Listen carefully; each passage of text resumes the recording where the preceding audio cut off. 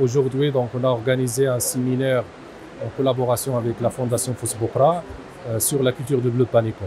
C'est une culture donc nouvelle au Maroc, c'est une culture fourragère alternative et qui a vraiment un grand potentiel vu sa résistance donc à la sécheresse, sa résistance à la salinité et aussi aux attaques des ravageurs et maladies.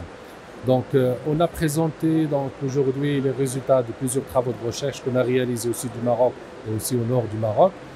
Et les conclusions proposent que la culture il aura un grand potentiel au Maroc vu le problème de salinité qui ne cesse jamais à augmenter, aussi vu les changements, bien les effets donc, négatifs des changements climatiques sur donc, notre pays. Parmi les résultats phares qu'on a obtenus, une productivité très élevée en termes de fourrage. On peut atteindre 140 tonnes, 150 tonnes par hectare de biomasse fraîche dans des conditions optimales.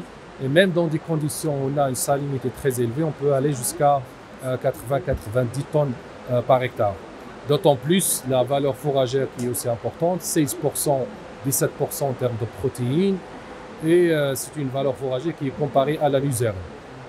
Et dans ces conditions-là de salinité, la luzerne par exemple, ou bien le maïs qui sont les deux cultures fourragères donc, traditionnelles au Maroc, et qui n'arrivent pas à dépasser les 20 tonnes par hectare, c'est dans des conditions de salinité très élevées. D'où donc la nécessité d'adopter donc des cultures alternatives, à savoir le bleu panicum dans ce cas. Et je pense, même les essais sur l'alimentation de bétail qu'on a réalisés, on arrive à stabiliser donc la production laitière et on arrive aussi à maintenir donc la qualité du lait des vaches laitières par exemple. Et voilà, donc je pense que maintenant, donc les aspects qu'on va aborder donc par la suite, c'est une collaboration avec les acteurs clés pour la mise à l'échelle de la culture, donc dans plusieurs zones qui sont affectées par des problèmes similaires, surtout avec notre partenaire clé, le Moutmir, ou bien le ministère de l'Agriculture aussi, qui s'intéresse beaucoup à cette espèce-là. Merci. Et est-ce que cette culture alternative est adaptée à toutes les régions du Maroc?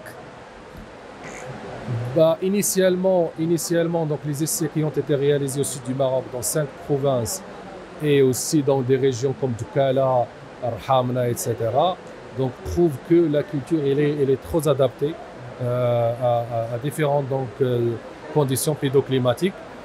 Ça nous amène peut-être à dire que potentiellement il sera adapté à d'autres zones. C'est une plante qui aime la chaleur. Donc dans notre pays, on a quand même un peu de chaleur. Donc juste éviter les zones qui sont très froides. Et je pense dans plusieurs zones, comme l'orientale par exemple, est aussi affectée par la salinité. Donc elle va avoir du potentiel. Dans la zone Tadla aussi, donc je pense qu'il va avoir du potentiel. Et même dans la zone de Gharb. Donc ces zones-là, ils commencent à être affectés par le problème de salinité. Et maintenant, on prépare pour le futur parce que dans 10 ans, 20 ans, on va avoir une situation assez grave en termes de salinisation et changement climatique. C'est mieux qu'on prépare dès maintenant, qu'on prépare l'itinéraire technique de la culture, qu'on fait la promotion de la culture et qu'on fait aussi la dissémination des travaux de recherche aussi. Est-ce que vous travaillez sur d'autres cultures alternatives pour régler d'autres problématiques? Oui, bien sûr, en parallèle au bleu panicum, c'est pas la seule culture alternative donc, sur laquelle on travaille, mais on travaille sur d'autres espèces comme la Cisbania par exemple. On travaille sur le millet perlé, on travaille sur le sorgho, on travaille sur par exemple d'autres espèces, la betterave fourragère aussi. Mais pour nous, donc, d'après les résultats, c'était le bleu panicum qui a les meilleures performances agronomiques. Et c'est mieux de se concentrer sur une culture. Bien sûr, la diversification est importante, on le fait pas en parallèle. Mais pour l'agriculteur, il a besoin d'une espèce vraiment qu'il va adopter et qui est potentielle et qui a de la valeur ajoutée pour lui-même aussi. Merci beaucoup.